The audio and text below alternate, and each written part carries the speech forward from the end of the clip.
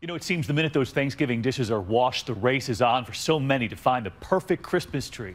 But how do you make sure you don't end up with one of those Charlie Brown trees?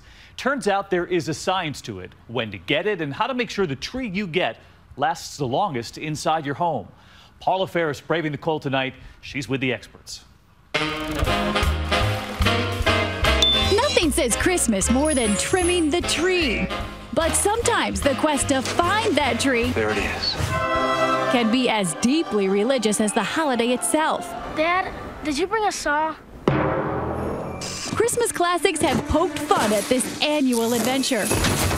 But it's not funny when the fur in question is destined for your living room. The stakes are too high. I think it needs me. And no one wants to be ripped off with a Charlie Brown disaster.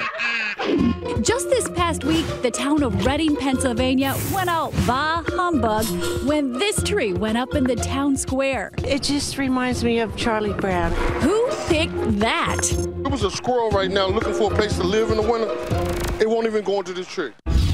Wow, look at all these trees. So tonight, listen to the pros of the pine. Oh, that is so Wizards of the Winter Wonderland. We're surrounded by trees. How many are on this property? I haven't actually counted them all, believe it or not. That would take a long time. Yes, it would. But there's over 100,000 trees growing on the property.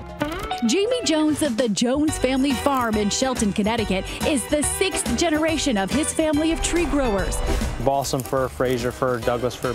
And Jones says the most common question he hears is, where are the big ones? But that's exactly where most people go wrong.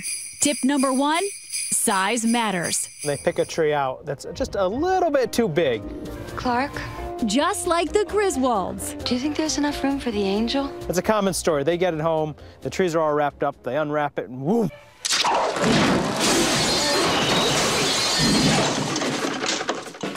But for New Yorkers who don't want to go to the forest and cut down a tree, the forest actually comes to them.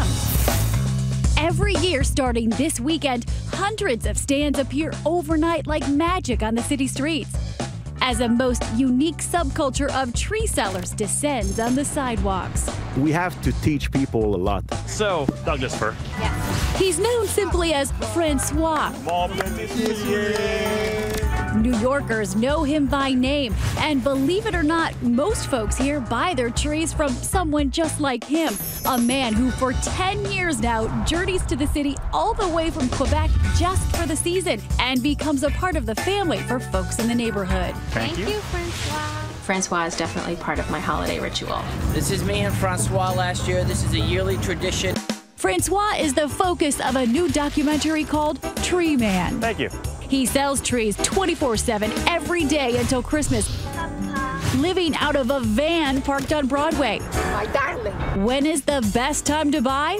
Tip number 2, don't delay. All the best trees will be gone. I always tell people early buyers are happy buyers. And you won't believe how he figures out what to charge.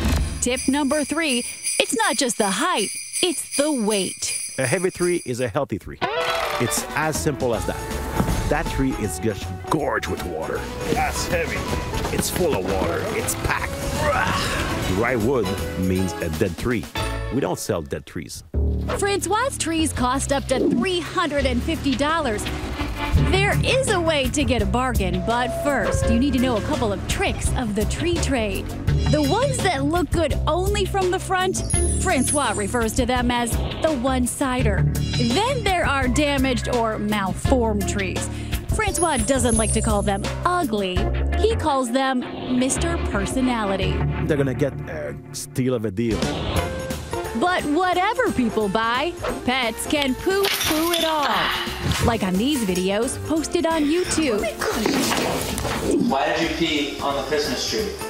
Brooklyn tree seller Charles Pokel has the answer. Tip number 4, pet lovers love the blue spruce. The best tree for them would be a blue spruce because it has these very sharp needles. And so the cat, once they find out the needles are sharp, they want nothing to do with that tree anymore.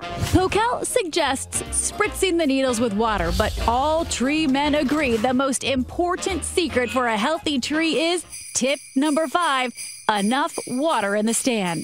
Just tap water is all you need to use. There's a lot of tricks out there. Put aspirin in the water or sugar. No. Doesn't work? Just water. Those are all old wives' tales. I from my understanding, none of that would ever work. Now, you could avoid all this and buy an artificial tree. But at the Jones farm, they're all about real trees and a real experience. You say experience, I say a workout. Well, both. As I'm about to discover as I attempt to cut down my own family tree. Here you go. Right, I thought this was gonna be a power saw. I see the trunk. I start out full of confidence and on the clock. Okay, Mark, get set, go. Oh, I'm already exhausted. Maybe artificial is the way to go. You're doing good. Oh my gosh, I need a break. Remember, this is simple. This is a fun activity. I'm starting to wonder. But then, Oh, it's coming. Timber! We have success! Look at that! look at that time. As we load my trophy on the van, Let's see if she stays on top of the roof. Jones reminds me the most important part of buying a tree is creating memories.